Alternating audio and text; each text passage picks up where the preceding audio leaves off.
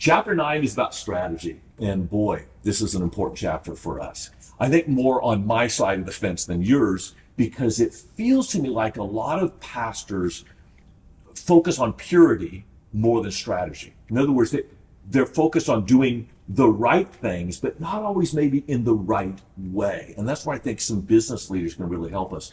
But it got me thinking about your contribution about a clear strategy.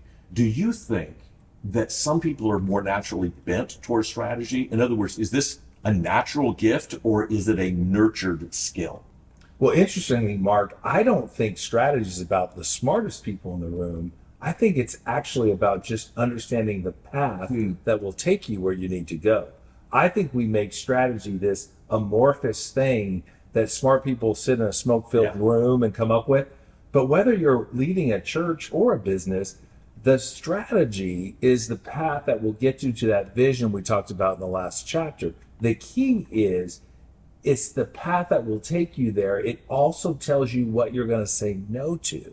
Because in churches, we often want to be all things to all people. But if you pick and focus and you get your focus narrowed on the right strategy, you'll really be able to take the church in the right direction. The key is the strategy is much more, I think, about nurturing it. It's much more about tenacity to stay on course, to make sure you're moving towards that vision. So strategy in itself is worth nothing. The strategy against the backdrop of that vision we talked about is everything. So while you're talking, I just had this thought, because I've always thought about vision as like you're looking up, and what I'm hearing you say is, no, look at your feet. Look at where you're going. And seeing the steps is more important than seeing behind the next mountain. Yeah, it's almost like somebody that would have a GPS. You know, you put in it, you're traveling from Phoenix to Albuquerque, but how do you know if you're off course? It begins to bump you back when you start to go outside the line. Similar there, for sure. That's a cool way to think about it. Yeah.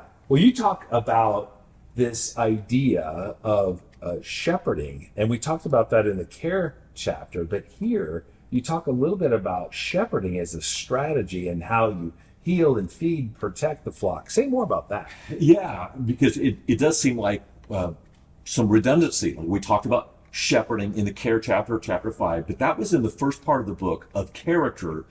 Now we're talking about, as a strategy, what does a church leader do? Jesus himself said, I'm a shepherd, and then established elders who were shepherds of the flock. So what does the shepherd do? Here are the strategic steps of caring for your flock. You feed them, you lead them, you protect them, and you discipline them. That's what a shepherd does. I love that. I love that. What a simple strategy that is. Yeah. But if we did that in the church, how great would that be if we focused there? Yeah, and you and I have both been in churches around the country. I think we're doing a really good job. Surprisingly, I think we're doing a good job leading the flock. I think we're doing a pretty good job protecting the flock. I think we're doing a pretty good job of healing the flock when people get sick. Where I see a lot of pastors get off track, my opinion, is in feeding. And I know you pastors are going to go, no, that's what we do every Sunday. That's what we do. Now, what does a shepherd do to feed his flock? He doesn't give them the grass. He doesn't like lift it up and spoon feed.